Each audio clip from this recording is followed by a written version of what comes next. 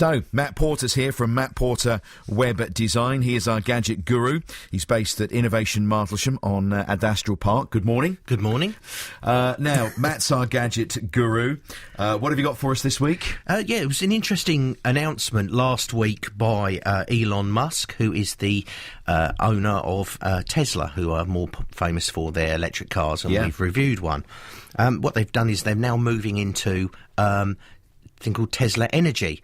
So using their battery technology they've developed for cars, because they can give you an enormous amount of range on their cars, they're now going to be selling into the residential and business sectors for providing what's called a Powerwall, which is a unit which attaches to the side of your home, or multiple units depending on the size, and then the energy which you can then generate from solar or wind or even off-peak, so economy 7.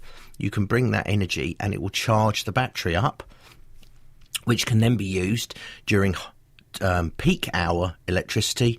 You can then pull that electricity back out of the battery, and therefore you're using cheaper rate electricity or free electricity. Okay, so this is a battery that would then power household goods. Yes, it would effectively provide you with your electrical power, or supplement it depending on how much you're using. The idea being there's two units that they're going to be selling. One is a 7 kilowatt hour unit and one is a 10 kilowatt hour. The 7 kilowatt hour is generally going to be used for day-to-day usage. Like I said, if you have solar panels, which lots of people do have, rather than that electricity being wasted or even put back into the grid, which a lot of people do, it will then go and be stored, and then when the sun goes in, you can then draw the power from these lithium-ion battery, lithium-ion battery cells.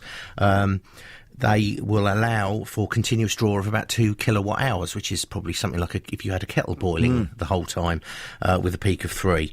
They can be placed in series, so you can pack them together, and they also have a business solution, which is they're almost like rack mountable, and they can then theoretically generate up to something like 50 gigawatts of electricity, so they could be used in a solar farm to store the electricity and then provide it onto the grid, or provide a local grid. Their pricing's pretty good, actually. I think up until this point, something like that would be costing you in dollars, be $13,000. Yeah. What they're actually going to be providing them at is at $3,000 per unit plus installation, or $3,500 for the 10 kilowatt hour, which is pretty good.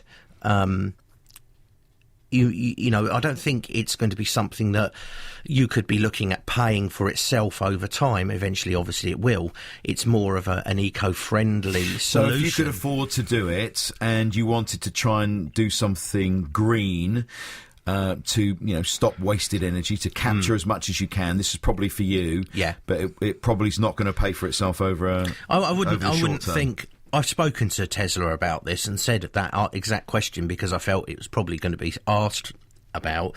And they said, really, that's not what this is about at the moment. This is about the fact that 40% of electricity, 20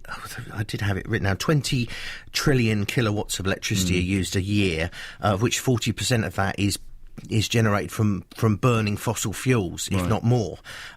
So this is about the environment, that we cannot sustain our electricity usage on the planet for much longer using fossil fuels, because we're going to choke ourselves to death. So by bringing in solar and other ways of generating electricity and then storing it, gets over the problem where people are saying, well, if the sun goes in or it's a cloudy day. So you're generating a lot of power on a windy day. Yeah. You can charge up your batteries on a less windy day. Yeah, you draw from it. Draw from it. Again, the argument of the fact that to make these kind of things like batteries and to charge them up to start off with is going to be using fossil fuel.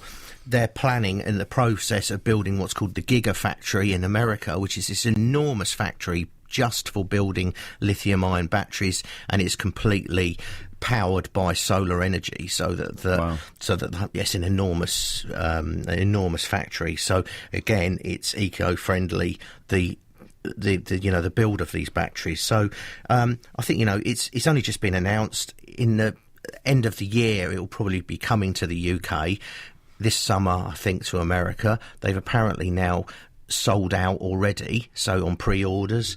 But I think it's potentially a very interesting idea, especially when you look at how much electricity is.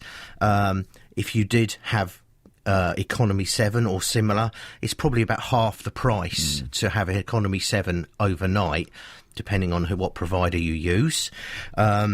So you could be using that overnight electricity while you're asleep in the daytime when you wake up in the morning, and that's very clever. Expensive. So it's going to be on the website, thegadgetman.org.uk. Yes, it is indeed. Yep, thegadgetman.org.uk. It's called Powerwall, the Tesla home battery energy storage for a sustainable home. It's fascinating how you want battery technology to improve, don't you, really? Because for a long time it's been quite sort of static, hasn't it? Really? It has. There used to be really disgustingly, horribly dirty things which were horrible to get rid of and dispose of. The energy now, the lithium-ion technology is much cleaner, much safer and much smaller as well.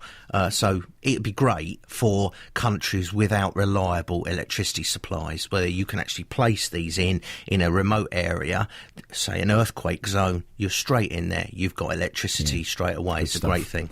OK, Matt, thank you very much. Thank you. That's our gadget this week, and you can find out more at thegadgetman.org.uk, thegadgetman.org.uk. Matt Porter from Matt Porter Web Design at Innovation Martlesham on Ad Astral Park.